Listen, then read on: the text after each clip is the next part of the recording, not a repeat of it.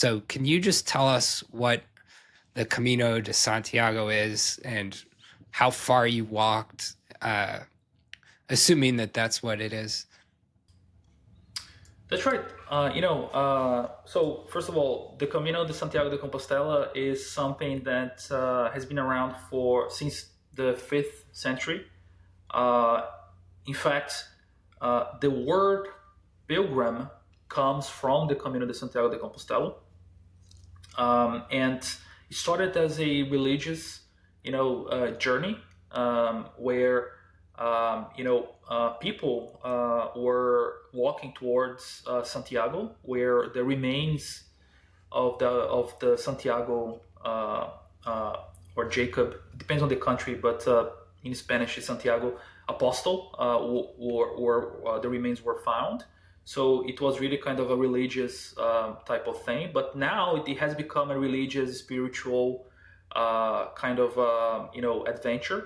Um, so it's less about tourism, and it's more about really kind of a spiritual or religious mission, right? In my case, it was an unique opportunity that I had to bond with my father. So we walked together. He's 62 years old, but he's stronger than me. So we walked together, and also a way to kind of really, you know, clean my mind as well as I was entering a new cycle in my life. Of course, it was in the middle of my 1 year garden leave, so it was a good way for me to really kind of reset my mindset while also testing myself physically and mentally.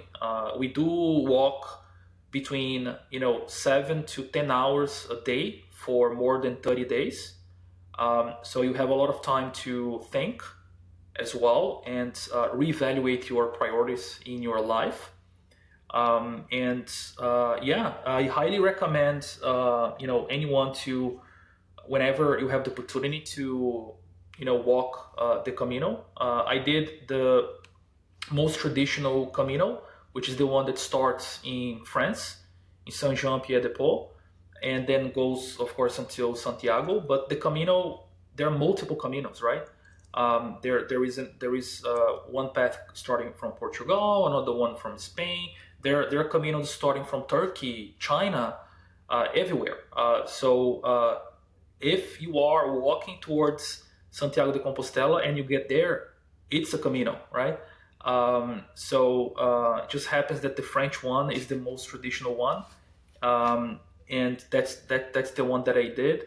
And I think it's unique.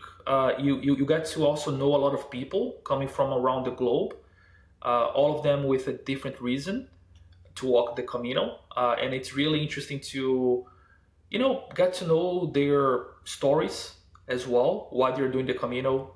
And Even though we are all strangers to one another, we kind of very quickly become friends, and we become quite open to one another because we're kind of in the same path of life, right? And physically walking the Camino, but also all of us kind of in a phase of life where we are kind of revisiting who we are and then our goals and priorities as well. So we are also similar in terms of mindset as well. So highly recommend it. That's awesome. I just looked at the map. So you did walk across the country of Spain from France to the coast of Spain. How far was that? It's In, about 600 miles. okay, so 600 miles, 30 days? It's about that, yes. Of course, you get lost. You kind of sometimes you don't go through the most optimized path. So there is the official number, but the official number comes from the shortest path. But of course, you never take the shortest path in practice.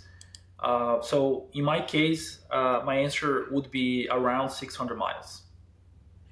That's amazing. And congrats to you and especially your father for completing that, 20 miles a day through all those little villages. And it's very Thank you. impressive and sounds awesome. And how fitting when you're doing that little life journey, it ain't a straight line, and sometimes you don't end up where you think you're going to go, whether it's in life or an LLM model or on your 600-mile journey. Exactly. Great. Well, thank you very much for coming and visiting us on our podcast today, Thársis. I think that wraps it up. And I hope everyone has a great week